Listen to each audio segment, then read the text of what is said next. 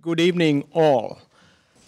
Where there is much desire to learn, there of necessity will be much arguing, much writing, many opinions, for opinion of good men and women, I might add, is but knowledge in the making. That's a quote from my favorite 17th century poet, John Milton. That's what we will be doing today, and my hope is that we'll go beyond that, and that we'll have some concrete, actionable proposals from our speakers. I'm putting the heat on.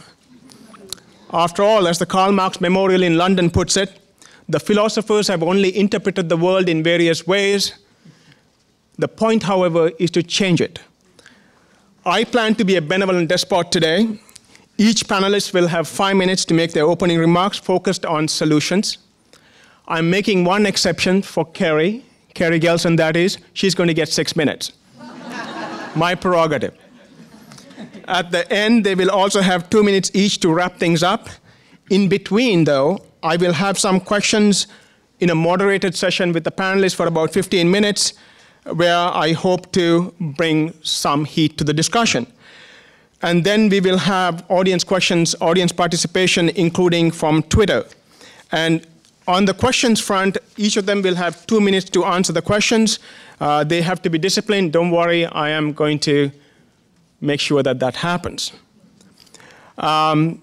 Just to frame this conversation with some basic facts, it's not just children living in poverty, it is families living in poverty.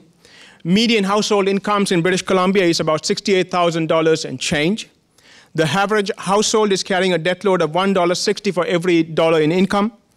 We have some of the highest housing costs in the country. Retirement income of many British Columbians are threatened because of low returns for bonds and equity portfolios. So clearly it's not good times. The definition of the problem is important.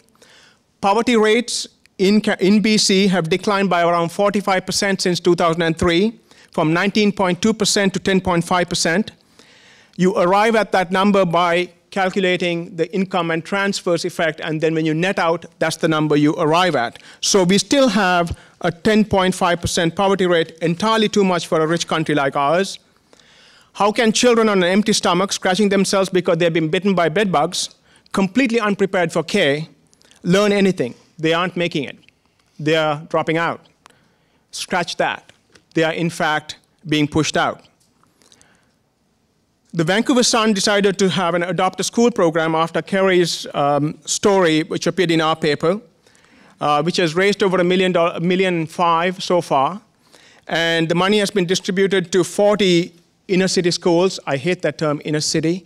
I think we should just say any school. The money has provided for breakfast programs for hungry children and provided emergency food vouchers for many of those families. It has paid for field trips, given them access to new technology, playgrounds, and winter clothing. I want to thank all the Sun readers and many of you here for helping us help kids.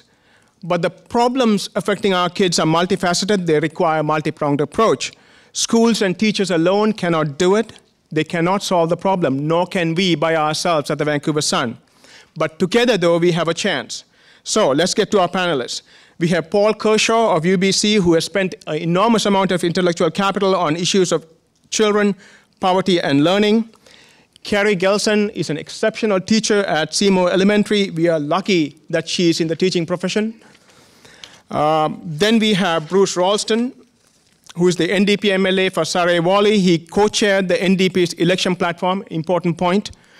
A lawyer by training, but I find him to be a very thoughtful individual. That's a compliment, Bruce. Raising expectations already.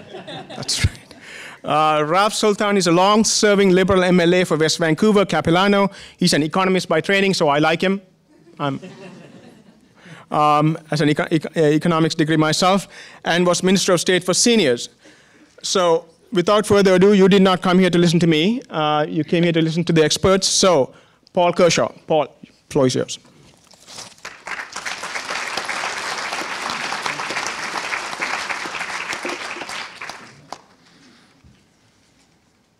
Good evening, ladies and gentlemen. I am here to tell you that poverty is a tale of two stories in our country and in our province. Sorry about that. The first story is a good news story. A generation ago, nearly 30% of seniors in this province were poor. But we've made changes and we've managed to wrestle that poverty rate down to around 8% today, lower than any other age group in the province and country. The second story is a bad news story. Over that exact same period of time, families headed by people under the age of 25, or 25 to 34, or 35 to 44 have all witnessed their rates of poverty increase dramatically. And so the question is, how do we go about emulating our success story and avoiding the failure?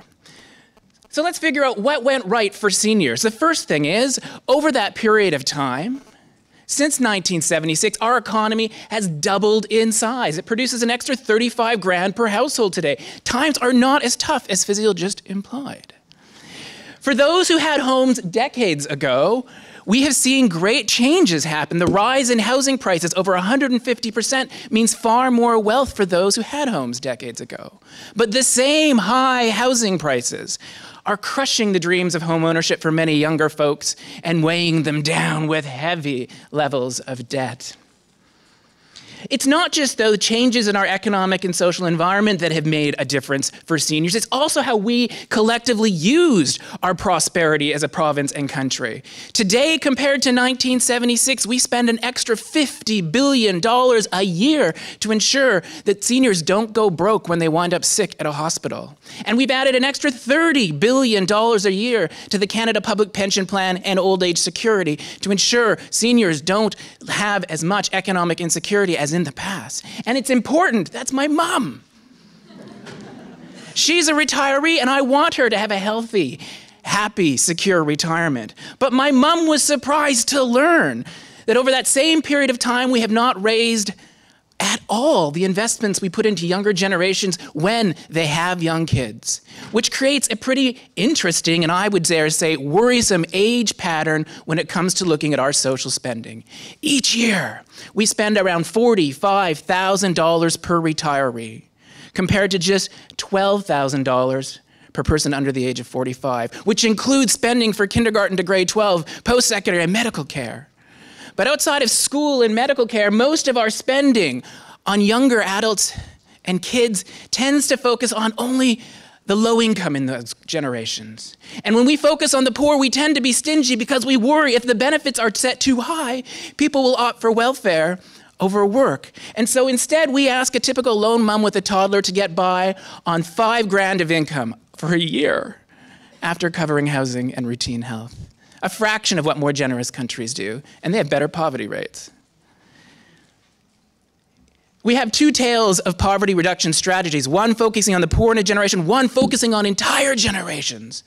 Clearly, the latter has been more successful. So if you want to leave this room to reduce child poverty, then we as a province and a country need to adapt for Generation Squeeze in the way that we have done and continue to do for retirees. That means looking for Gens X and Gens Y at things that are happening for the typical person in that generation. They're earning $4 less an hour today compared to 1976, even though they're more than twice as likely to have some kind of post-secondary education and the much higher student debt that comes with it today. And then they have to pay for housing prices that are $350,000 higher. Worse still, that squeeze tightens when people want to start their own families. When couples take advantage of our parental leave system, they forego 15 grand from their after-tax income to share a year at home with a new baby.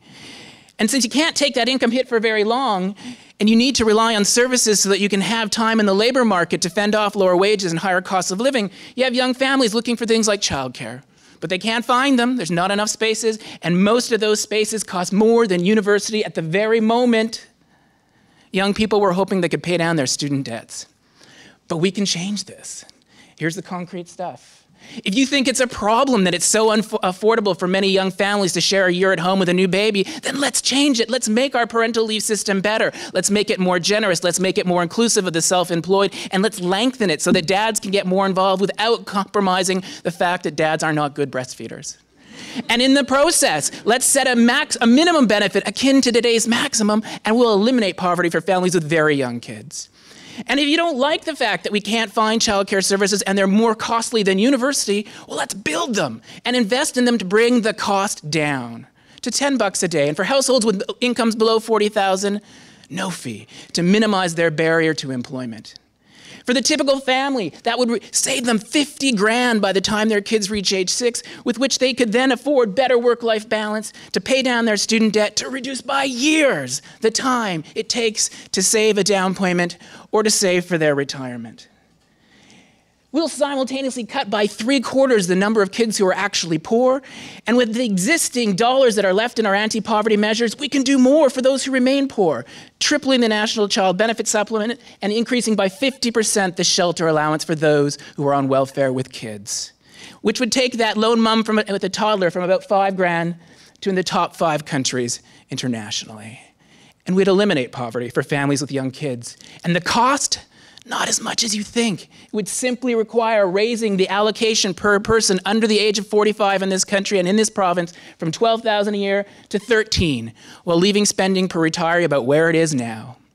My last point, here's the problem. On the center left and on the center right, both of the platforms represented here tonight do the opposite.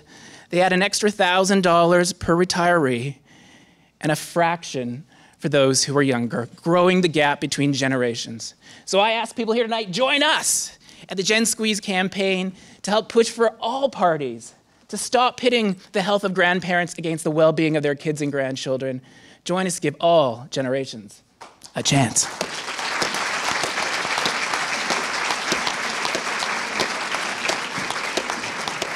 Thank you, Paul. I have to admit, though, that Paul and I have been accused in the past by critics that we want to start a generation warfare. I'll tell you right now, we don't intend to do that. And that's not our intent.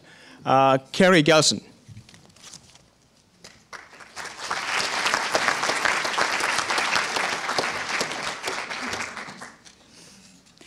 You know, when you work with kids that minutes are, long minutes and short minutes, so I get 6 long minutes, Fazil. So good evening, everybody, and thank you so much for being here tonight. My name is Kerry Gelson, and I teach at Admiral Seymour Elementary, about 12 or so blocks east of here. We're a tiny little inner-city school on the downtown east side. I've taught at Seymour since 1995, so I've spent a big chunk of most days every year for the past 18 years with young students who are surrounded by and living in poverty. A classroom is a really intimate, tight-knit community. I have a front row seat to the impact that poverty has on children. Child poverty rates in BC are unacceptable. That 1 child in 7 lives in poverty in this province is shameful. Of course, where I teach, poverty rates are much higher than 1 in 7, so my outrage is magnified. We're here tonight to explore answers and solutions to child poverty, but the fact that so many children and families in this province live in poverty is not about a lack of answers or solutions. Those answers do exist. Child poverty in BC is a choice that we all make. It's not a choice to live in poverty, of course, but it's a choice to let it continue at rates that really lead the country. For change to happen, we need to change our attitudes about inequity, about government responsibility, and about respectful social policy. I could easily spend the next 5 minutes, I'm guessing, that I have here, giving examples of why poverty is so hurtful and harmful to the children that are in my classroom and in classrooms all over this province. I have 18 years of daily stories about neediness that interrupts learning, of sad and stressed children, of children arriving at school in dirty clothes, hungry, tired, sick, of language delay, high impulsivity, poor attention span, extreme lack of confidence, academic struggles and lack of supports, and the challenges that we face trying to get supports for our children when crises happen, and of the deep impact of generational poverty. But we're here tonight to explore solutions, and I have 3 main points I want to make. First, children and families must be lifted above the poverty line. This is just non-negotiable. We're talking about income measures and social policy that is respectful and reflects the costs and realities of raising healthy families. policies that allow families access to the labor market, paying people a living wage, implementing a $10 a day childcare plan, creating more flexible parental leave, increasing rates of social assistance, and increasing access to safe, secure, and adequate housing units. Without adopting these measures that are outlined and costed by organizations like First Call, the Canadian Centre for Policy Alternatives, the Poverty Reduction Coalition, Paul Kershaw, children will continue to be negatively impacted in all aspects of their lives by poverty. My second point speaks to vulnerability. Vulnerability rates of the children that are arriving at school in kindergarten. These rates are well documented by the data that the late Dr. Clyde Hertzman and his team at UBC, the Human Early Learning Partnership, collected. A family's socioeconomic situation is the strongest predictor of a child's vulnerability. Overall, across various domains, physical, social, emotional, language, and cognitive ability. In schools like mine, where concentrated poverty exists, a high vulnerable neighborhood, if you will, 55 to 70% of the children arrive at school behind where we would like them to be, before they've even started. And even though a focus on the early years is not a new concept, Dr. Hertzman's data reveals that overall vulnerability in our youngest learners is rising, not declining. Sometimes I look at these little 5-year-olds who show up for kindergarten in September, and I wish that we could snap our fingers and certain things would be solved. Years of nutritional diets would be guaranteed. Teeth would be healthy. Language exposure would not be so limited. The million-word deficit by age 4 for children living in poor homes would not exist. They would have heard nursery rhymes and fairy tales and night after night of bedtime stories. They would have been at the beach and know about spring flowers and had various experiences that increased their school readiness.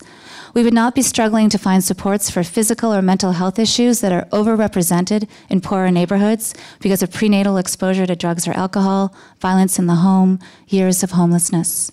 But I don't have that magical ability to do this, and neither does any other teacher that I know. So BC children need a government that invests in the early years through child and family policy, high quality, accessible, affordable childcare spaces, early learning opportunities, and policies that will give parents and caregivers more time with their children. All of these things are essential. Any investment we make in the early years pays for itself in the long run. Yes, we can talk economic return, but it's really about giving all children a more equitable chance. It's about children's rights, and it's about who we are as a society. There was a fantastic piece by Sean Reardon, a professor at Stanford, in the New York Times on April 27th that was titled "No Rich Child Left Behind." It was part of a series on inequality, and it talks about the not surprising fact that family income is the best predictor of children's success at school. One line stuck out to me. Let's invest in parents so they can better invest in their children. Reardon, when discussing ways to address this growing inequity, referenced better government support for maternity and paternity leaves, expanding and improving preschool and childcare. Familiar suggestions, of course, because where we have children living in poverty and extreme inequity like we do in BC, we have the same types of solutions and the same lamenting. Why don't we get on with the doing of some of these things and past just the talking about them? My final point is that we must develop an understanding that poverty is stress-inducing and develop better levels of responsive service. Children in poverty experience extreme levels of stress, exhausting levels of stress. We need to be very clear about what poverty does to children. Part of my job every day is accepting that a certain level of general upset will exist, crying, shutting down, mental health concerns in 7- and 8-year-olds. While the current levels of child poverty persist, this is an issue. If we were to adopt a poverty reduction strategy and actually see families lifted out of poverty, this will remain an issue for many of our children. The horrible residual effects. The poverty might disappear, but the vulnerability will remain for years. Poverty has cost us, it has hurt our children. Erasing the impact of poverty is not just going to be about income. So as we talk solutions, we need to talk about mental health supports, counseling, various therapies for children who need additional service to manage a myriad of anxieties and emotions. If I had more time here, I would like to stress the importance of coordination of service across ministries between health, education, and the Ministry of Children and Families, putting in place place-based services where they're most needed, nurse practitioners in schools, developmental pediatricians having office hours at community centers. But my time is winding up, and so I will finish with this final thought. The well-being of children is everybody's business. Child poverty rates are most deeply felt in the children that experience poverty and the families who bear witness. But we all pay the price for not doing enough to look after our children. Thank you.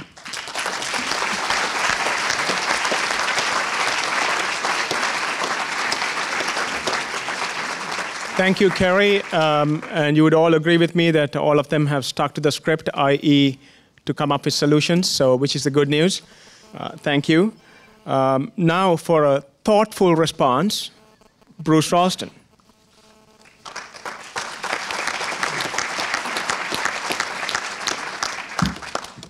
Great. Thanks very much, and thank you to SFU Public Square for holding this forum. It's certainly impressive on a night when I'm sure Leaf fans are somewhat morose. And thank you very much for coming and participating. I represent a riding in Surrey, North Surrey, and although perhaps many of you are familiar with, like Kerry, some of the inner city schools in Vancouver, the riding I represent has the majority of the schools which have a school lunch program, one of the indices of inner city deprivation, although I know Fazil didn't like the description inner city. And what the Surrey School Board District website says is that there are many more schools are critically in need of a lunch program. And indeed, they also have what they call a snack program, a grab-and-go program, and they said those programs are in 90 of Surrey's 124 public schools, and if there were more funding, it's much needed for those schools as well. So the riding I represent, I think, gives me some background and some insight into the challenges that we face. We've been asked to speak about concrete solutions. I think most of you know the context. Poverty and inequality are one of the most important political challenges we face, if not the most important. And in our platform, in our program as New Democrats in this election, we have tried to address that challenge. And the proposals that we have are as follows: an attempt to address the challenges that the previous speakers have spoken of.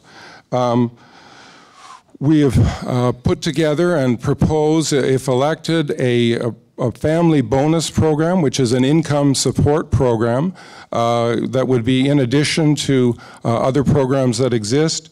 It would support children and families by giving them an additional $60 to $70 per month per child. That would be from birth to age 18. And the income level at which that would end would be $66,000 per year family income, so just below the median. That's the first proposal. We would tie income assistance to the rate of inflation. We would double the earnings exemption for employable recipients. We would increase frontline staff at the Ministry of Children and Families.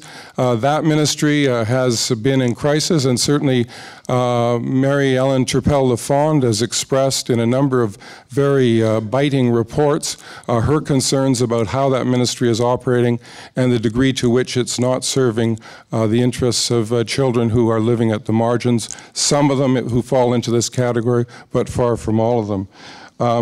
In addition, we would, because housing is certainly a component of poverty, we would commit to building up to 1,500 units of affordable nonprofit and cooperative housing for low and moderate income families. Again, a start, certainly not a solution, a total solution, but a good start. And we would reduce the fees for existing licensed care, for infant and toddler care, by 20%, saving families who qualify up to $2,000 a year. It's, again, a recognition that we need to take more steps to build a comprehensive system of care, but that's our first step in a program.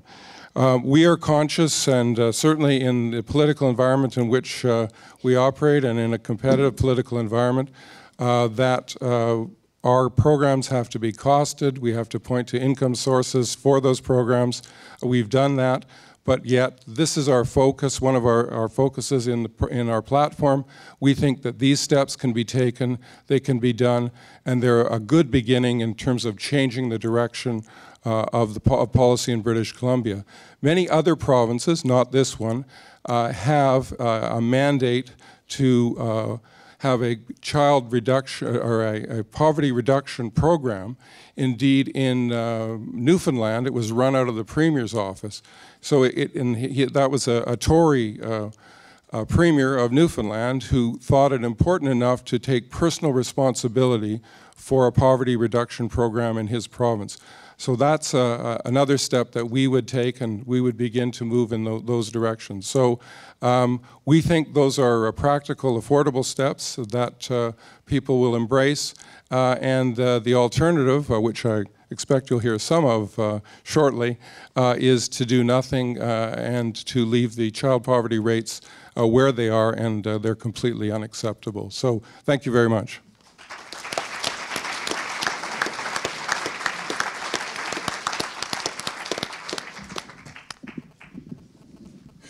Thank you, Bruce. As advertised, a thoughtful response. Now for the rejoinder, because there's 7 more days to go for the election. So, Ralph.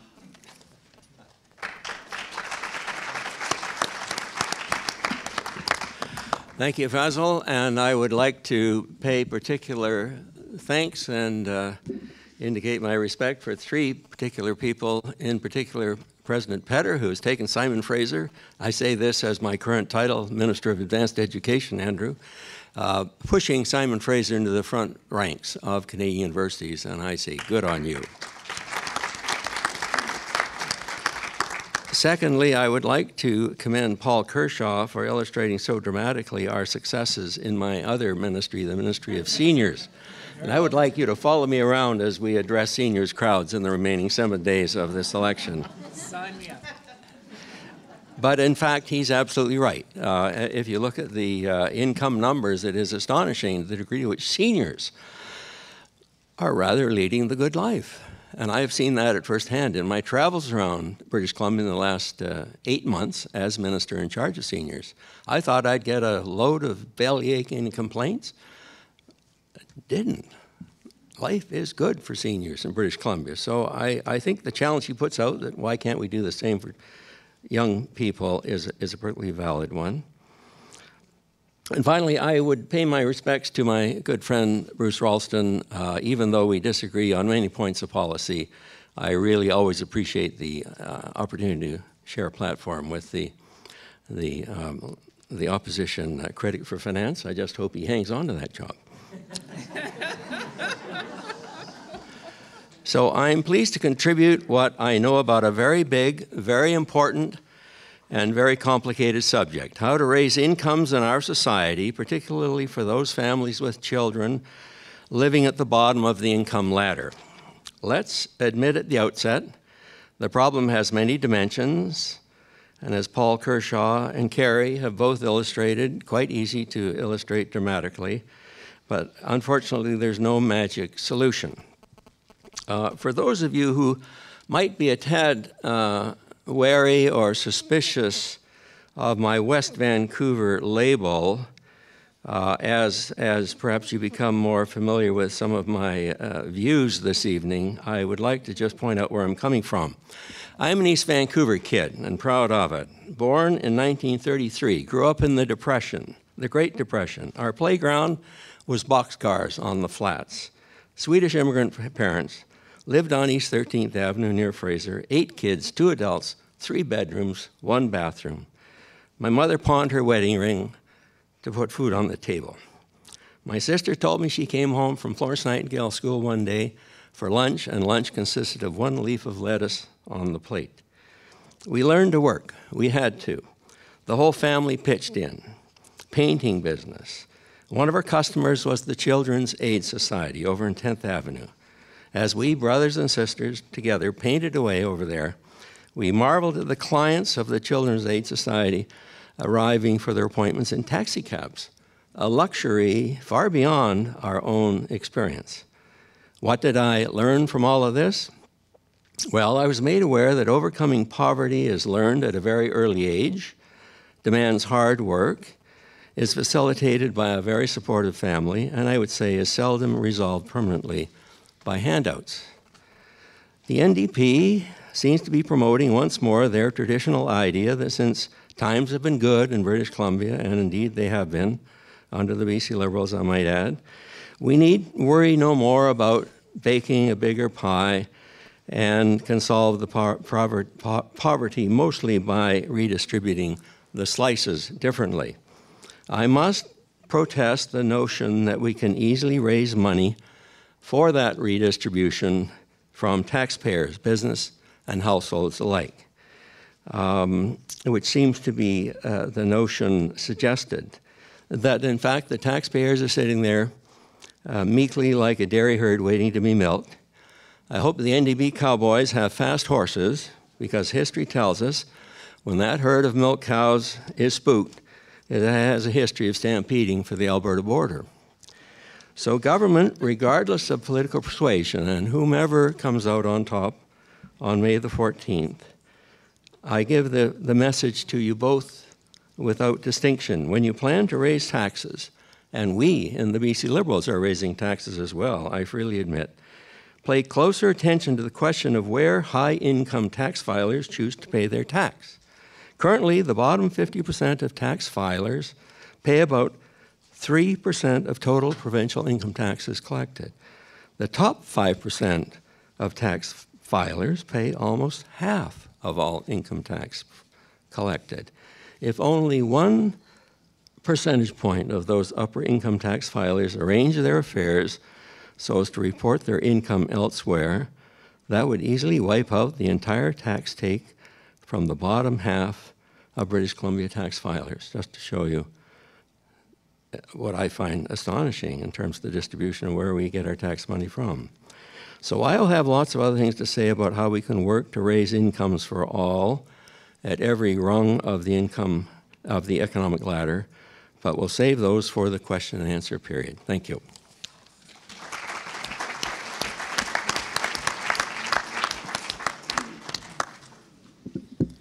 Thank you, Ralph.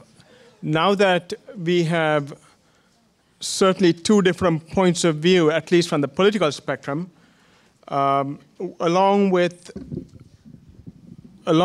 the proposals that have been put forward by Paul Kershaw and seconded to a large degree by Kerry, I'm going to start off the questions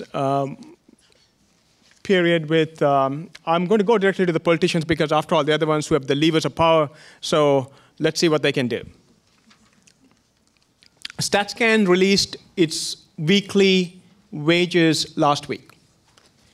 The resource sector in British Columbia pays $1,900 per week. Arts and culture, $675. The hospitality industry, $375 per week. Clearly, the sources of income is also dependent on the resource sector. Some of the higher paying jobs are in management, professional services, and civil service jobs. So essentially, if you're looking at incomes, the resource sector pays by far the highest incomes. But we are also faced in this province with a lot of people saying no to a lot of resource sector projects. But at the same time, we have the demands of Paul and Kerry and some very legitimate demands to deal with children's poverty. So the question is, as politicians, Bruce, I would like you to take this first. When you're faced with seemingly contradictory demands by the public, how do you balance, how do you make those decisions? Floor is yours. Well, it's, is this on then? Great. It's interesting that you would mention the natural resource sector. The forest industry in British Columbia was the backbone of this province for many years. Under the Liberals, it suffered a dramatic decline in terms of government revenue from $1.5 billion a year to the Treasury down to about $300 million.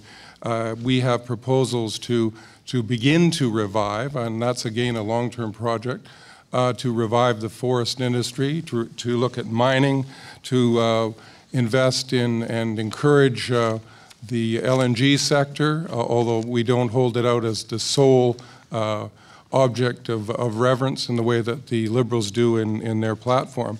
So certainly there is, and mining as well, the Liberals have, in the way in which they've managed that sector, have reduced the ability of companies simply to get basic approvals for work that they want to do on their properties, delayed by short-sighted cuts to reductions of staff that process those permits. They've made that very difficult. So there's a place for a growing and expanded resource sector in the province. In some respects, particularly in forestry and to some extent in mining, the Liberals have utterly failed on those files. So I take your point about the distribution of income, yet and wages in different sectors, but there are other areas, high tech, tourism, all kinds of possibilities. The introduction of the HST dealt a body blow to many tourism and restaurant jobs. So the idea that somehow our approach is to attack the resource industries is simply not true, and in fact, under the Liberals, resource industries, the traditional revenue generator of much of the wealth of this province, have been substantially diminished. Ralph, you want to respond? Well, it will surprise no one in the audience, I suppose, that I don't really agree with my friend Bruce. It is, in many ways, the golden goose that we don't want to kill. And having earned my living in the resource industry for many years prior to politics, having run the oil and gas and mining group at the Royal Bank of Canada, having owned mining companies and being president of forestry companies myself, I do appreciate the difficulties we had in the 90s to try and get some of these projects off the ground in British Columbia. It wasn't so much the hostility as perhaps just the diffidence. They really, the people at the time that I was dealing with perhaps didn't give the impression they really cared too much. I suppose Bruce would bring a different flavor to that assignment, I agree. But this capital is very nervous, and it has lots of different places to go in the world. We have no lock on natural resources, for that matter, even wood fiber. So if statements are made saying, no, we're not going to build that Kinder Morgan line, 10 days after a statement is being made saying, I am a man of principle, we will wait to see what the studies suggest first before making a decision. Everybody, it's like a lightning jab in the rear end to the folks trying to figure out whether to trust in the long term a new government. So even though I think Bruce does make the case that at the core, the party he represents does appreciate where the money comes from, the behavior of his colleagues has already frightened people, and we will pay the price. These people don't have to invest in British Columbia. It's very mobile, and I'm afraid that to some degree the damage has already been done. With respect, gentlemen, both of you did not answer the question that I posed.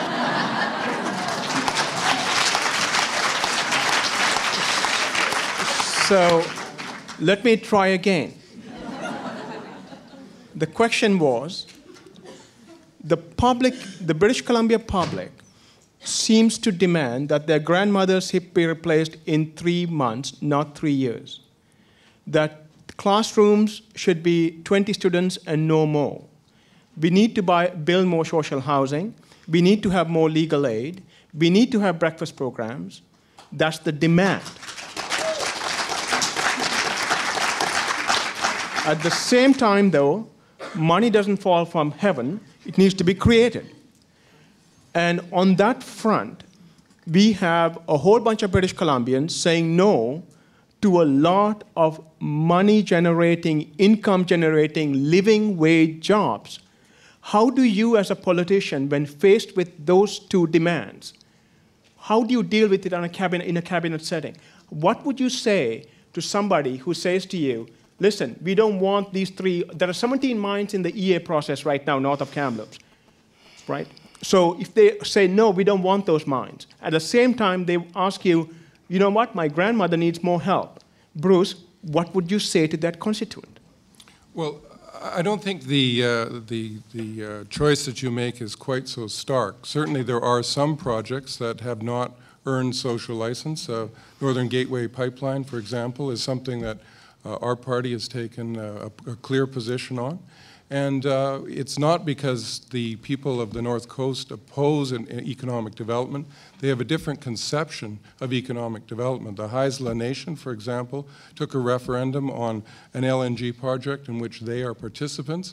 That referendum passed with over 80% approval. So there are other kinds of jobs on the North Coast that use the natural resources in a different way, whether it's fishing, whether it's other industries that would benefit from the natural environment of the North Coast. So the choice isn't as stark as you say, and certainly not every project automatically should go forward. The other thing I would say is that there are reserves of capital. You speak of capital, and my colleague Ralph has spoken of nervous capital, but there are also pools of socially responsible capital that are looking to invest in jurisdictions like British Columbia, where there's great natural beauty, where there's a respect for the environment, where labor standards are met, and in fact is patient capital and would welcome the opportunity to invest in British Columbia. So I don't think it's an either-or choice. There are other sources of capital that would be and are pleased to invest in British Columbia. Thank you, Kerry and Paul. I haven't forgotten about you. I'll come back to you immediately. But Ralph, if you can answer that question in response to Bruce without going into the speaking notes of the campaign, that will be appreciated. Well, let me try again. Thanks for the second chance. The dilemma, the hypothetical situation you present is in fact not very hypothetical at all. All politicians from all parties face that situation frequently. Many passionate constituents say, no bloody way to this, no bloody way to that. But we do know, and we have access to the budget figures frequently, much more so than the general public, if we are going to cut class sizes, if we're going to have a hot lunch program for every child in British Columbia, if we're going to put more resources into special needs, and on and on and on, it's going to take a lot of money. I think the responsible politician does what he or she thinks is in the public interest. And in that case, as long as these projects pass environmental review and have a social license, we need them, and they will be promoted. And I think that's a fair approximation of what this BC Liberal government has tried to do. Thank you. This is a question for Kerry as well as for Paul. There seems to be specific problems beyond, Kerry, you went into a whole slew of problems beyond just the money. Let me give you one specific problem which Jerry Bellett, one of our reporters and who has been helping with Adopt a School, reported on. A South Asian community, it's not in a particular school, there is not the food that is a problem, it's not as if they're not dressed for school, but they're simply not prepped for kindergarten coming in. They don't know how to read, they don't know how to turn a page of a book. Parents are at work, both working for income. The grandparents are looking after the kids. They have no language capacity. So they come into K already way behind. And that leads to all the nervousness and, of course, self-esteem amongst others. What do you do? What's the practical solution? What do you do in that particular situation? How do you intervene? If so, how? This question's for me? Sure. Well, there's the response of what we do at school, which is we do it because we don't have a choice, and these kids arrive to us, and we get on with it. But the question, I think, here tonight is the bigger issue of what do we do and what do we think is right to do as a society. And that to me is the big question. I think in all of the discussion that I just heard, I got a bit confused with horses and golden geese and stuff. But I think that general public, when you ask them, want things to be more just. Like Paul said, a lot of the policy around this New Deal for families is not just about benefiting kids that are in poverty, it's about benefiting all kids. And it's just like what we do in the classroom. When we do good teaching practice that benefits our kids that have special needs, it benefits all of our kids. And people do want and are willing to have things changed in terms of their taxes if it's going to actually go into things that are going to make the inequity in BC less. And so we are looking at things like childcare that's quality childcare that's available for families, that they're not panicking about staying. For a lot of our families, it's about mom works all day and dad works all night and they switch off and we've got parents napping, and these kinds of things are just not okay. So families need to feel secure that we're supporting. It's structures and support. And it's also around all of the early intervention piece like you're talking about. And so how do we decide to have priorities around that? Paul, programmatically, how would you deal with a household or households which have this particular problem that they're not prepped to come to care? What do you do? This isn't just...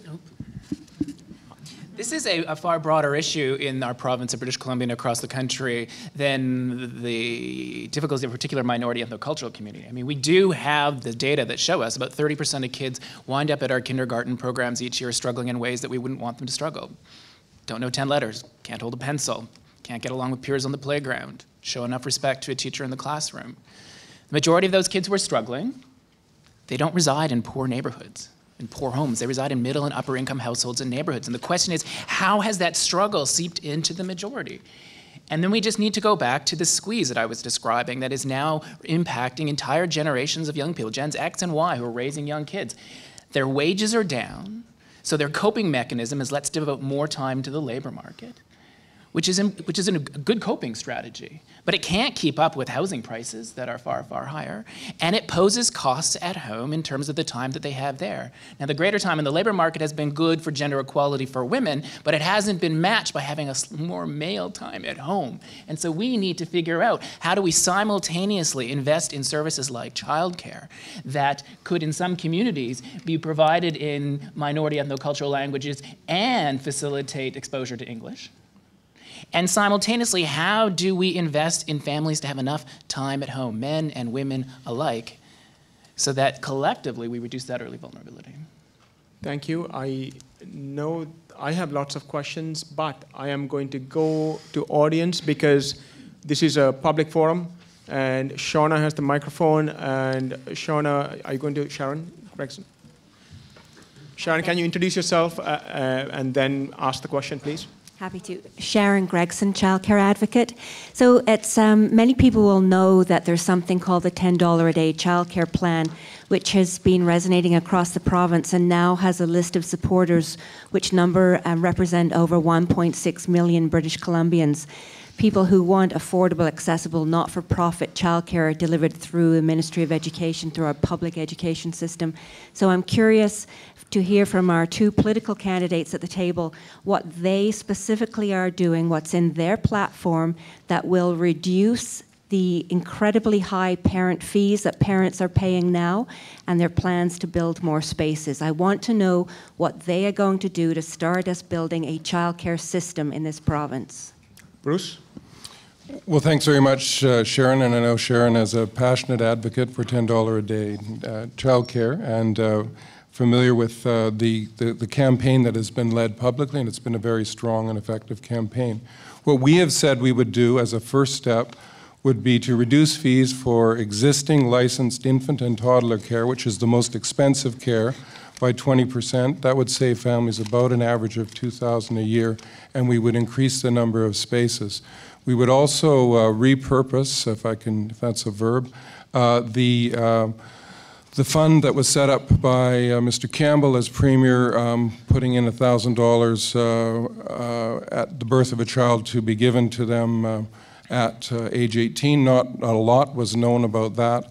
The Liberals in their platform converted that to something else. We would use that money to set up a series of programs in early learning and childcare, and use that as a fund to draw resources to begin to create the kind of system that you speak of. Ralph? The discussion earlier described all of the wonderful things we would like to do if we had the resources to do them. But of course, being government, in fact, being in the opposition, is a matter of making choices. I've done private research which strongly supports the notion that one of the major causes of low-income families in British Columbia is, in fact, what might, with a little bit of sexual bias, I suppose, be called the single mom issue. Well, the single parent issue then. Thank you. Statistically, this is a very powerful predictor of the incidence of low-income families with children across British Columbia, and I'd be glad to go into the rather large-scale research project I did to demonstrate that to my own satisfaction. So there's no question of the power of on the income side of parenting really inhibiting access to the labor market, and of course daycare would greatly facilitate that. It really comes down to money and choices and how's it going to be paid for. I don't think anybody can credibly argue against it in principle. I think it will come in time. It's certainly not in our budget this year, and it's certainly not anything promised in the platform. But again, I would repeat that the all-day kindergarten, $500 million a year, which is a great breakthrough championed by Gordon Campbell. The Strong Start program has, I think, proven its merit at very low cost. And there are other child-oriented activities. In fact, as I pointed out, perhaps if you add it all up, we have about $4 billion, almost, of resources directed to lower income families with children in this government, almost 10% of the entire budget, for goodness sake. So it is not as though this sector is being ignored, far from it. But you're quite right, we do not have an articulated plan that I'm aware of. Perhaps some people in the education ministry do, but I have not been made aware of it at this time. Paul, can you respond, please?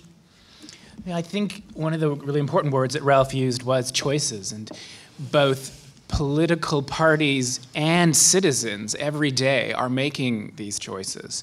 And so one of the common themes that we've heard tonight is that the cupboard is bare. The cupboard's not available to invest big dollars in new programs. But hands up in the room, do you think $1.5 billion of spending is big bucks? Hands up, anyone? I think it's big dollars. In both the NDP and the Liberal platforms going into this election, then they both are campaigning on inviting us to spend an extra $1.5 billion on medical care for my 97-year-old grandmother and my mother, people I love and adore. But they're saying that same $1.5 billion is not available to invest in something like $10 a day child care services. And so I want to know, and my mom wants to know, and my grandmother wants to know, why are our two main political parties asking us to vote for platforms that are literally pitting the health of grandmothers against the well-being of their kids and grandchildren? That's a choice both platforms are making, and they're inviting us to then make it as well. Okay, Paul, you have made it very succinctly, so I think I'll have to go back to Bruce again and ask him why they made those choices. Bruce.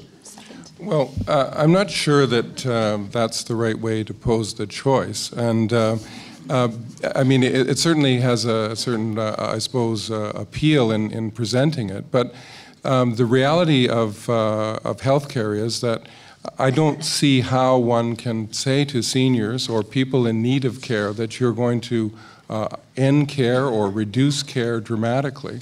And I'm not sure that's what is being put forward. So there are certain obligations that society has come to expect in terms of medicine. I don't think it's any secret that as one gets older, your need for medical care increases. But what we have tried to do in our platform is begin to address exactly what you talk about, and the program that I've spoken of. The Family Bonus Program is an income support program for largely middle-class people and people who are working but are working at low-paid service jobs. Sometimes the problem isn't an absence of a job, but the fact that you're working and you're not being paid that much. So we are attempting to address that. Our infant toddler program that I've just spoken of is another effort to begin to build the kind of system that you do. But in order to, by posing it in the way you do, I fear that you might invite a political backlash because it's a rather, in my view, unfortunate way to phrase the choice. Thank you, Bruce. There's another question from the floor, so Shauna, can you? Hi there. My name is Lisa Waring, and I'm the provincial coordinator for Breakfast for Learning here in British Columbia. Thank you. Breakfast for Learning has been funding school breakfast, lunch, and snack programs for over 20 years across this country. It might interest the audience and the panel to know that Canada is the only G8 country that does not have a national school meal program. Now, I'm hearing a lot of interesting ideas here today about raising income levels for those living below the poverty line. Those are great long-term strategies, and I really applaud those. But my focus right now is that tomorrow morning at 8:15 in the morning, 31% of elementary school kids and 62% of secondary school kids are going to walk into their schools hungry tomorrow. And that's regardless of whether they're coming from single-parent households or the working poor. Now, there are many stakeholders working really hard in this province to try and alleviate this issue, including the Adopt a School program from the Vancouver Sun, Breakfast for Learning, Breakfast Clubs of Canada, a lot of small grassroots stakeholders. We're all over the place with this, and to mangle an old adage, it's going to take a little bit more than a village to solve this problem. It's going to take a province. Now, we have... Lisa, okay, you'll have to pose a question to either of the two. So in light of all of this, we have an election next week, and I would like to know particularly what Mr. Ralston and Mr. Sultan would consider, if they would consider creating a task force, a provincial task force to address the issue of a provincial school meal program, and not just write a report, but put some verbs in their sentences so that we can quite literally feed the success of BC's children. Ralph, the floor is yours. I'd love to, and I'd like to work with Bruce and you on that task force. I have had some familiarity with going back to my old grade school, Florence Nightingale there at 12th and Kingsway.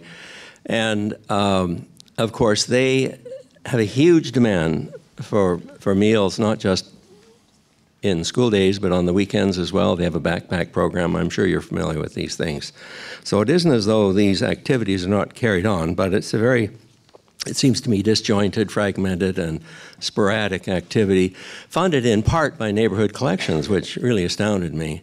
And it's ironic that we're in the David Mahafagian auditorium, I believe, and David Mahafagian himself called me over about 6 months ago, wanting to know all about this issue, because he was very concerned about children coming to school hungry. So here's one of the great philanthropists of British Columbia showing a lot of interest. So I gave him what information I had. So yes, it's a no-brainer. And while you know, task forces come and go, I'd be glad to seriously work on it with you, as long as Bruce comes with me. Okay, can I, Bruce, go ahead and answer. Right. Back back when Premier Harcourt came into power, the issue of having a lunch program in schools was at that time controversial. I think then Premier Van der Zalm attacked parents as being lazy because they didn't make lunch for their kids. So that was a program that was instituted by the government then, and it's stood the test of time. Certainly, I'm familiar in my part of Surrey with a breakfast program where, and part of the problem is if you don't get a good start in the day, you don't come to school, absenteeism increases, you don't, then your chances for success in school diminish. And so there are specific programs, mostly funded charitably, which help get kids to school and get a good start, have something to eat, and then be in a mood and in a frame of mind where you can focus on learning. So I think that's again another step that would be an important one in terms of tackling this big problem that we're talking about tonight. Thank you. There's Jill. I think Jill Shaw has a question. Yes, thank you. Ralph, I took your point that you seem to attribute a lot of the problems that we're talking here tonight about child poverty to single mothers, but I have to say with our Adopt a School program, the children that we've met and I think as Carrie can tell you, come from families of all types, not just single parents, not just people on welfare who may take a cab to collect a service, as you noticed when you were growing up. And what we would like to know, and I think that Lisa's advice to verbs in the sentence is not, is really your answer to this is, I'm sorry, there is no money and there will be no food for these children? Or will your party, if it is successful in this election, actually take on this problem and not leave it to donations that come in the hope that people can scrape together some food to feed the children? Ralph. Well, let me respond to the first part of your statement by pointing out I identified single parents strictly as an economist looking at the numbers. And I did spend about 8 or 9 months and a good deal of research assistant time in Victoria building a very elaborate, by my standards at least, multivariate model of the correlates of communities that have a high incidence of reported low-income families with children. And 2 variables popped out to a degree quite incredible in a cross-section study of this type. The percentage of single parents in that community and the percentage of immigrants in that community, which to me is a powerful clue as to what's going on socially in that community. And while no one, I'm sure, would decry the competence and dedication and capacity of single parents to raising their children, the economics of the situation seem to suggest that when it comes to having livable family incomes, they are frequently below the low-income cutoff. It's just a statistical fact without a value judgment attached to it. And the same thing applies to the percentage of immigrants, which is in itself a rather large subject, to say the least. So I'm just reporting the facts, ma'am, without any value judgments. As to whether I can commit today to rewrite the platform upon which this party's been running around the province for the better part of 6 months, selling, and a budget that's been presented and debated in the House in the next 7 days, it ain't going to happen. Doesn't mean to say that my heart isn't there, and I'd be glad to continue working with you, as I've already indicated. Thank you, Ralph. Anne. Is this working?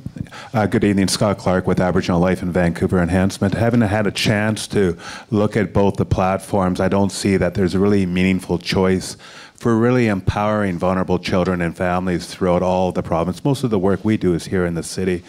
Carrie, you mentioned the word place-based strategies, but one of the key things that I see with provincial governments and even the federal governments is that meaningful choice for me as a citizen here in Vancouver means finding innovative ways between working with the federal, the provincial government, the municipal, the school board, and the parks board. I don't see that anywhere in either of your platforms, and that disturbs me quite a bit because the cutting edge research is around place-based strategies, which really empowers immigrants, low income, and urban Aboriginal people. I'd like to know if you have any thoughts on that. Thank you very much.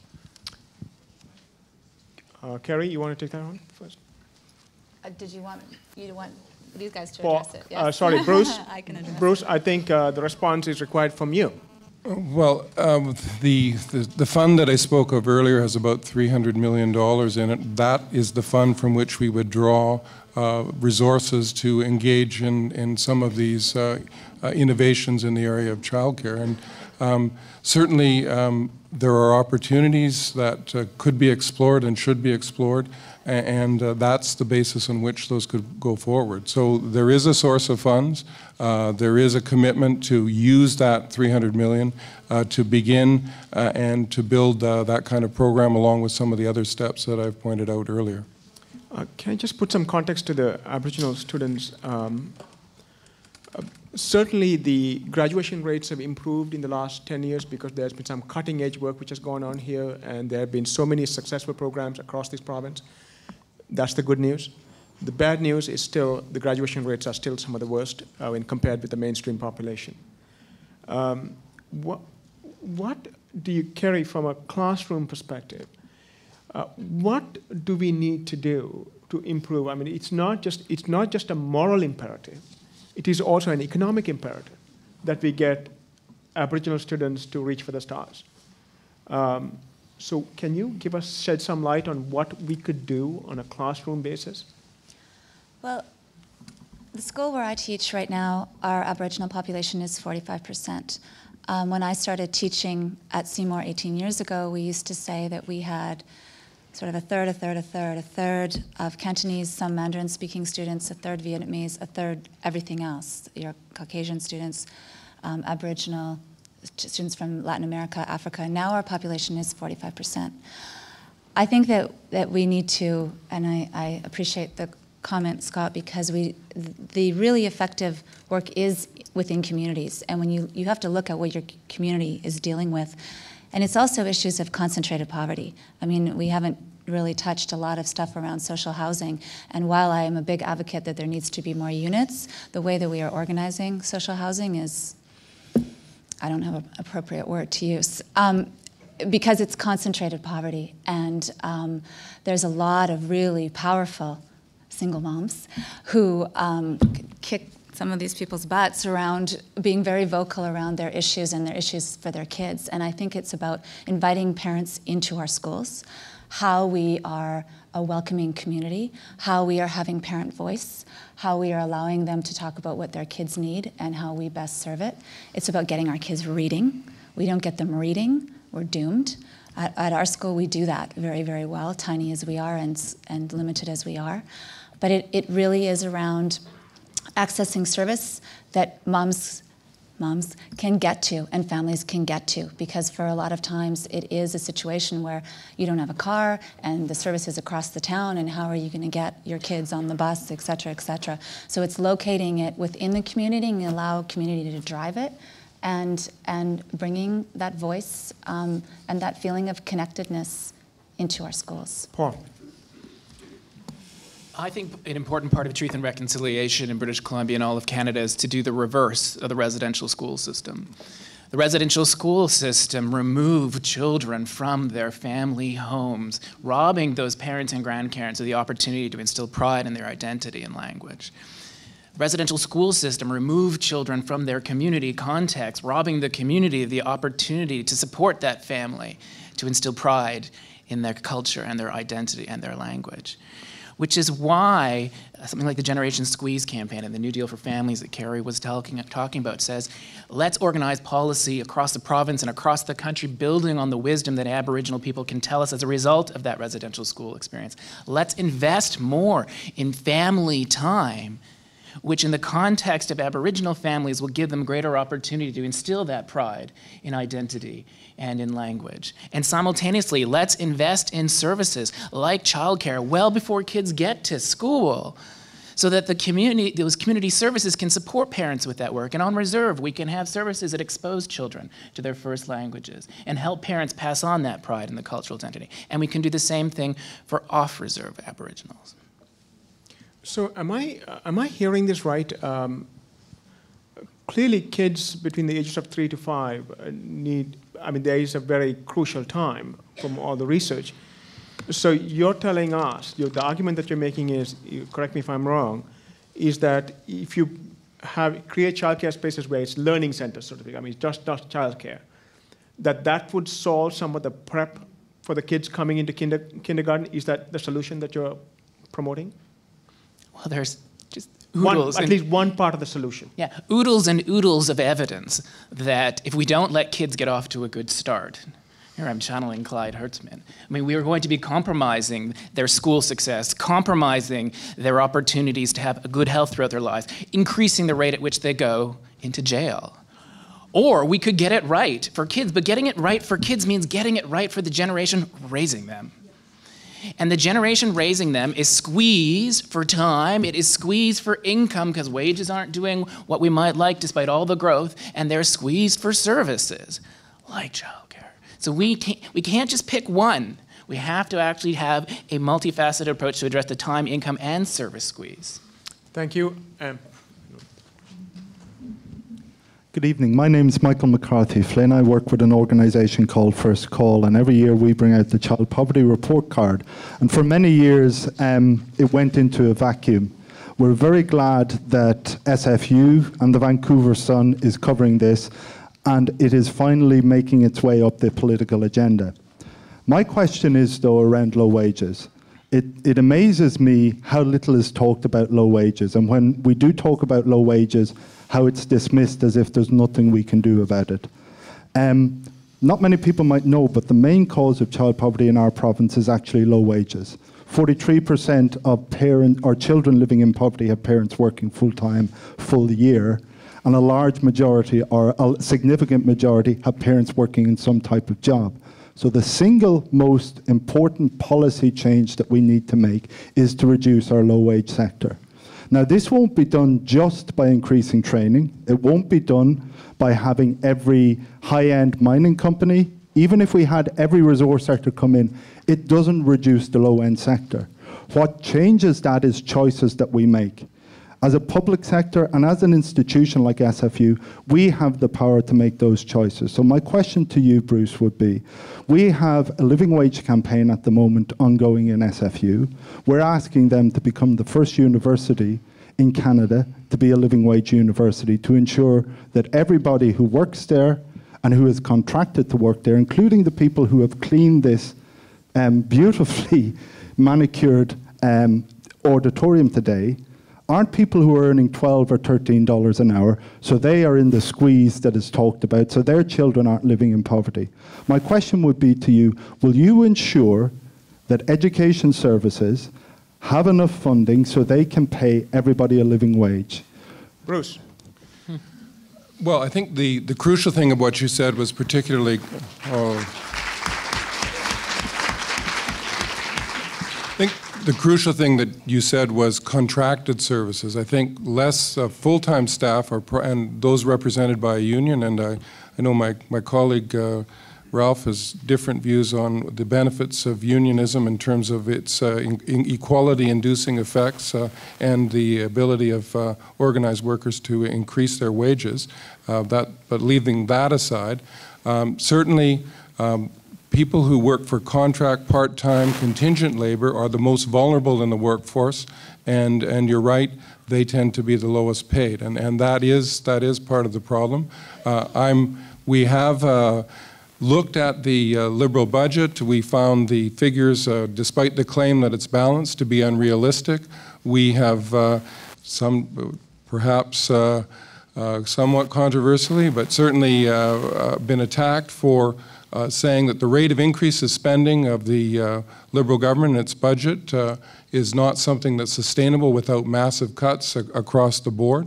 So what I'm prepared to say is that given the importance of public institutions of higher learning in the province, that we will do our very best to ensure that they get the financial resources that's necessary to carry out all their obligations, including what I regard as all their social obligations, that is to treat all the staff and those who work for them fairly.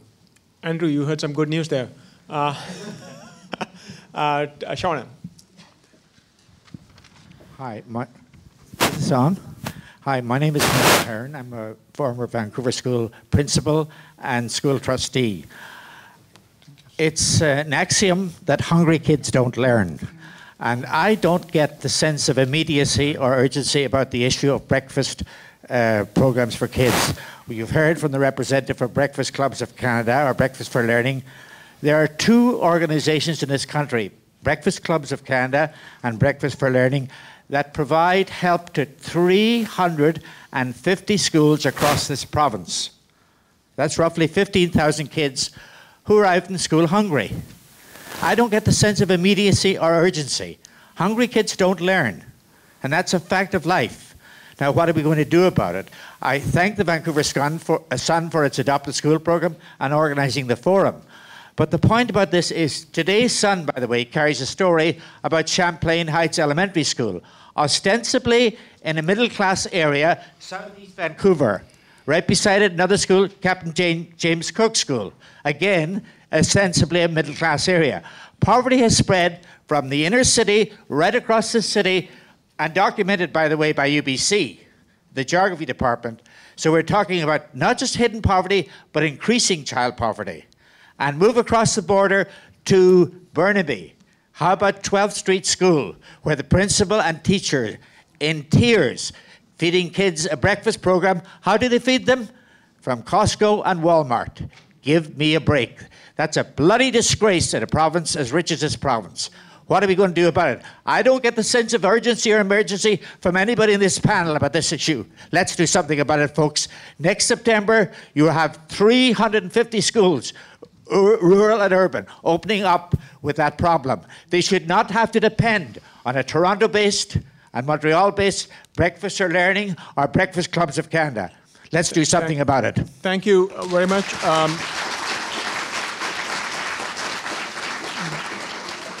Before I go to the panel, a couple of points of clarification. As far as Captain Cook Elementary goes, the Chancellor of Simon Fraser University, Carol Taylor, and her late husband, decided to fund the breakfast program for the next 5 years to take care of that problem. Clearly, as far as Champlain Heights goes, there is a need for... Pardon? No. I mean, specifically to deal with 60 or 70 children who are coming to Captain Cook without breakfast, that cost has been taken care of. Now, as far as Champlain Heights goes, there's apparently it costs about $15,000 to feed those kids who are coming in per year. So we have again gone to the public to ask for help. These are all stopgap measures. Clearly, there needs to be a systemic approach to dealing with kids who are coming with no breakfast. I mean, heck, I'm cranky if I haven't had anything to eat. I don't know how people are going to learn when they come into school without breakfast. So, Bruce, is this notion that somehow there are all these kids coming to school without a breakfast program, has anybody done any calculation about what it would cost to have a program such as that across the province? Well, I'm not aware of specific calculation, but I do want to just at least acknowledge the point that Noel has made about a sense of urgency, and perhaps if that wasn't conveyed by members of the panel, I think everyone here would share, and maybe have not communicated it well enough, a sense of urgency about this problem. But the point that you make about a stopgap system, I think, is the crucial point. What's necessary is a systematic approach. I don't quarrel with private charity, and certainly those are highly motivated people who are doing good work, but the problem, I think, is that it becomes very patchy, and sometimes people's fate or the fate of individual children or areas depends upon the vagaries of giving, which sometimes are not entirely satisfactory. So a systematic approach, build a better system, and I think that's what we've set out in our platform, and that's the direction that we would want to go. We wouldn't be able to do everything all at once, but that's the direction that we can go and should go and will go if we get the chance. Paul. I think we need to feel an even greater sense of urgency. I think we need to feel a kind of urgency that would say, let's put breakfast programs out of business. Let's actually not go to the place of trying to deal with the problem after the fact. Let's go and address the sources of the problem. I think so many people in this room sometimes think too narrowly, too small, dream bigger. I showed you we reduced poverty among seniors by 3/4.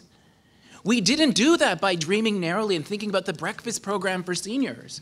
We did it by dreaming big and thinking about what programs can we put in place to ensure those seniors don't go bankrupt when they're sick and they don't live nearly the kind of rates of income insecurity that they used to. Bruce, do you have, is there enough time now to get Paul into a seat to run for the next, the next election? Just kidding. I think nominations have closed. Closed. But I think he's on a permanent campaign anyway, so. Paul, go ahead, finish. So I do think that in this room we need to feel a greater sense of urgency for asking for more than simply dealing with the problem after the fact. And I would encourage you to leave tonight knowing we've had great success at reducing similar problems for different generations, and we can do it again for younger generations if only we bring the same commitment. And people may be a wee bit uncomfortable about trading off medical care investments versus investments in younger people. But I heard Bruce say, and I think I am quoting, we don't want to turn people away who need care when they go to the hospital. Why are we turning away kids who need care well before they get to school? And if you don't like that trade-off, then what else won't we build? Or how might we pay more taxes? Those are the things that we need to think about more and ask our people building the platforms to reflect different alternatives, because they are building platforms that cater to those of us who go and vote. Thank you, Paul. Am, you have a question here, right? Hi, Adrienne Montani with First Call. I just want to echo that I think we should be dreaming big, because charity creates inequity. Some people get the attention of the charitable and some don't. So we do need the public policy response. I want to return to what my colleague Michael said about we do the poverty report card every year. We know that most of the poor kids in this province have parents who work. We do need those solutions on wages, on employment standards that make vulnerable people keep crappy jobs because because they can't unionize anymore. There's a bunch of pieces to this picture that we need to look at. But particularly, we have to keep looking upstream. Why do kids come to school hungry?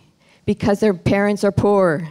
Why are their parents poor? Because they can't get childcare to go to work, or if they can, it costs them a university degree or more, and so they can't work. Or because they can't get the education they need. We have a welfare system that doesn't let people go to school to get out of welfare. So there's so many pieces to this policy menu that we need. We need a comprehensive poverty reduction plan for this province that brings across ministries all the things that are working at cross purposes, that trap people on welfare, don't let them go to school, don't let them work because they can't get childcare, or break the bank if they do. So we need that comprehensive plan, and we want it legislated because we want to see some targets and some timelines about, did we do it? No, not this year. What do we need to do next year? That's called a business plan. So that's what we need.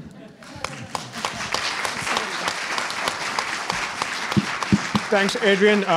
Ralph, do you want to take that on first, and then I'll go to Bruce? Ralph. Sorry, I didn't quite understand. Do you want to answer that question first? I'll come back to you. Bruce. Yes, please do. I've lost the train of your question. I'm sorry. Okay. Bruce. As I said earlier, in our platform in black and white is a commitment to introduce a legislated poverty reduction strategy with targets and timelines. Our critic, Shane Simpson, who's the MLA for Vancouver Hastings, running again, introduced just that private member's bill. Wasn't adopted by the government, but certainly there is a commitment on our side to do just what you've said, and to look across government at the ways in which resources can be mobilized with that goal in mind in the long run. Can I ask, show of hands, here's a question, so that we can go back to the politicians. Resource sector jobs pay about $110,000, $115,000 average annually. Give me a show of hands, because you all support all the demands which are the legitimate demands that Paul and Kerry have laid out on the table.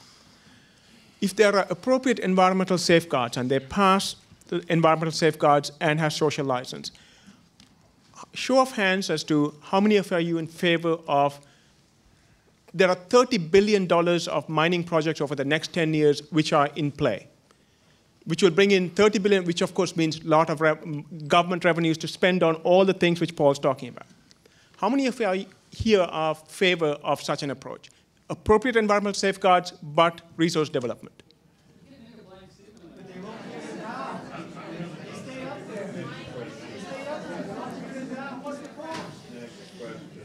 All right. Now, Ralph. Well, Fazil more or less stole my speech. You know, the legislators in Victoria are not evil people. They are not deliberately going out to send children to school in the morning without food. They are not deliberately setting up to do harm. In my experience, and I've been over there 12 years, they are almost without exception very well-intentioned, public-minded people who want to do the best thing for British Columbia and its citizens. If it was as easy as passing a law, let us say raising the minimum wage to $25, and if there was any sensible hope that it would actually accomplish the purpose intended, I think that law would pass unanimously in the legislature. But it comes up against the reality of the economy in which this government is embedded. We only have so much money we can collect through taxes. There are limitations to how high we can raise the tax rate, and many debates about how high that might be. We operate on the basis of things we make and sell to one another, but also to the rest of the world. So it's very easy for us to sit here and say, I think we should do that, and by the way, let's do that as well, and hey, let's not forget about so-and-so. We should be spending equal time to trying to deduce how on earth we're going to organize our economic arrangements to produce the revenue to pay for it all. The government of Victoria doesn't print the money, nor for that matter does the Bank of Canada. We have to pay our way somehow. And I think Faisal is sort of pushing and cajoling and nudging us to say, well, are we not willing to put up with a few resource projects as one means of partially paying for some of this stuff? I think that's the game he's playing, not very subtly in my view. I happen to agree with him 100%. I find it a bit discouraging that people make these great speeches about stuff we should do, but they do not seem prepared to discuss what perhaps would they be willing to give up to substitute this new activity, or perhaps if it's a brand new one, how we're going to generate some new sources of revenue to pay for it. Shauna. Hi, my name is Helen Ward. I am a low-income single mother. I've been so for about 18 years. I'm a hard-working, low-income single mother, like pretty much all mothers. I'm also the president of Kids First Parent Association of Canada. I have a platform outlined here if you'd like to look at that for some different suggestions about some of these concerns. If you're passionate about family income, may I suggest to some of you, including Paul Kershaw, who earns something like $100,000 a year from UBC, that you advocate for a reduction in your share of the pie, so that can be shared with others. Because the problem is a power imbalance between parents and pretty much everybody else. I'd like to talk about work and childcare. Parental childcare is work. So when you say they need work, well, parental childcare is a form of work. I'd like to know why, what do you have against parents? 18 months, Paul, an 18-month-old child is a very tiny creature, a very vulnerable creature. According to Dr. Gordon Neufeld and pretty much all the hard, peer-reviewed evidence out there, this child will be best off with their parents or people the parents personally choose. Why don't we finance families directly? Financing all these services will not actually increase our income. You want to increase income, take that child care, child development, early learning funding, and provide it to families, and we will choose how to use that. What do you have against parents spending time with their children? What do you have against the definition of work and childcare that honor this work? Paul, the floor is yours. Wow, I'm surprised the question came to me. I mean, have people not heard that I have simultaneously been emphasizing the need for us to make it affordable for parents to have more time at home, while we simultaneously invest in services that facilitate them to have enough time in the labor market to deal with wages that are going down and costs of living are going up. I am one of the loudest advocates, along with my colleagues, Linnell Anderson and Cassin up there, Cassin Elliott, who we at the Jen Squeeze campaign are some of the loudest advocates in this country to invest more in making it affordable for parents to have time at home. And we just don't think it's an either or. We can also do that while simultaneously investing in the services that families need. And okay, we can go from there. All right, thank you. Listen, I have run out of time for questions. I want to finish on time. I value your time. Each of our panelists have been given 2 minutes to close their presentations. So I'll start this time with Ralph. Ralph, you have 2 minutes to say your piece. From here? Yes, you okay, can say it from 2 there. minutes. Well, carrying on in the same vein, I suppose I'm being repetitive, the economic model underlying government actions on poverty is very simple. When the economy expands, confidence grows, businesses are encouraged and individuals are encouraged to spend more money, jobs are created, money flows back to the government in the way of tax revenue. With more money, the government can expand services and do a lot more for everybody, including programs to address and alleviate poverty. The opposite is also true. When spending by business and individual falters, the government's revenues dry up, jobs disappear, the demand for social services climb, but the money to pay for it diminishes. The number of households with low incomes grows by leaps and bounds. This is the simple but true economic model of what goes up and what goes down. So my plea to this very passionate and, I must say, on the ground, very informed group, I commend you, and I commend the vigor with which you express yourselves, should be very nervous about the growing frequency of no to economic generating, job generating, revenue generating activities in our society, because they are the sources of the money to pay for all the wonderful suggestions that have been made here this evening. That is no way to dispel the genuine social concern of childhood poverty in our society and the capacity of the government to alleviate it. Thank you. Thank you, Ralph. Paul. Oh, great. Let me paint a picture of a worrisome pattern. If you're a Gen X or Y, you're making lower wages today and paying higher costs of living than a generation ago. The amount of spending that happens from governments on you is about 1/4 of what it is for older generations. You inherit municipal, provincial, and federal debts that are nearly twice as large as a share of our economy as did your parents a generation ago. And environmentally, we used to be one of the 3 worst polluters of carbon dioxide per person on the planet in 1976. We pretty much still are. And yet it is younger people who inherit the risks of global climate change. So to Fazil's point, there is not a party or government on the planet that would not be thinking very seriously about the natural gas resources that we have in this province and how to use them. The question before us is, how might we go about using them in ways that don't exacerbate the environmental harm younger people are disproportionately inheriting, and do so in a way that doesn't ensure that, despite all the growth it will produce, leave younger people with larger debts inherited municipally, provincially, and federally, and give rise to social spending patterns that seem to say the cupboard is bare for younger generations when it's not necessarily for others. We need younger people to start speaking out and saying, we don't have such a great generational deal in this province or this country, and we need their boomers and senior parents and grandparents to get on board for a better generational deal for all. Thank you, Paul. Kerry.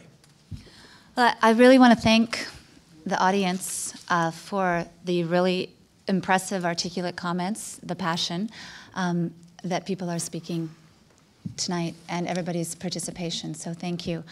I want to end here tonight with where I begin every day, which is in the classroom with kids. And I'm speaking again about this issue of vulnerability. Children who live in poverty are arriving to school too vulnerable, and they're going to remain that vulnerable unless we insist that government adopts social and family policy. The answer, some of these platforms, it's jobs. It's not jobs unless it's jobs that's going to pay a living wage and childcare that parents can secure and afford, and then that would be a piece. Growing the economy, growing the economy, growing the economy doesn't ensure any commitment to policy changes, and I think that's an important point. Poverty is structurally created. It's structures that are going to get us out of it. And this means expecting government to commit and implement policies that will make a difference and mean that children are not so stressed with issues of housing and proper nutrition and all of those things that impact their lives, and that their parents have more time with them and that they have access to all of these learning opportunities. These children aren't statistics. They're not election promises. They're important beings that are on their route to the rest of their lives, to their future education, training, new experiences, adulthood, parenthood, careers, happiness. We can't press pause and maybe get to it in these kids' lives. Our kids grow like this. Kids are growing. We need to do something about it. We know it. So what are we going to do? Thank you, Kerry.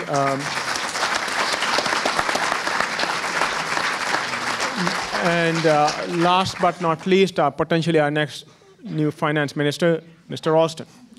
Thanks very much. In my riding, I've only had one all-candidates debate, and the Liberal didn't bother to come. So this has been refreshing for me in the sense that there is a Liberal perspective. I'm disappointed it's so gloomy and so negative. We can do this. We have a rich province. We can build a strong, sustainable economy with a vibrant middle class, and we can begin to tackle these age-old problems. We've set out in our platform first steps that are affordable, practical, and doable, and we have lots more ideas, and certainly people in this room have lots more to contribute. So we can do this, we can tackle this problem. I have a great sense of optimism about our ability to do this in the future. So thanks very much for the exchange, and let's collectively set out to solve this problem. Thank you. Hold on.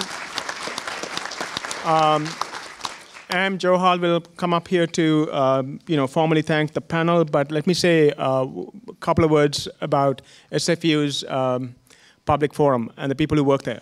Shauna Sylvester, Janet Weber, Am Johal, Jackie, who is here in front of me. Because President Petter is here, I should say it in front of him, this is a dream team to work with. They are superb at what they do.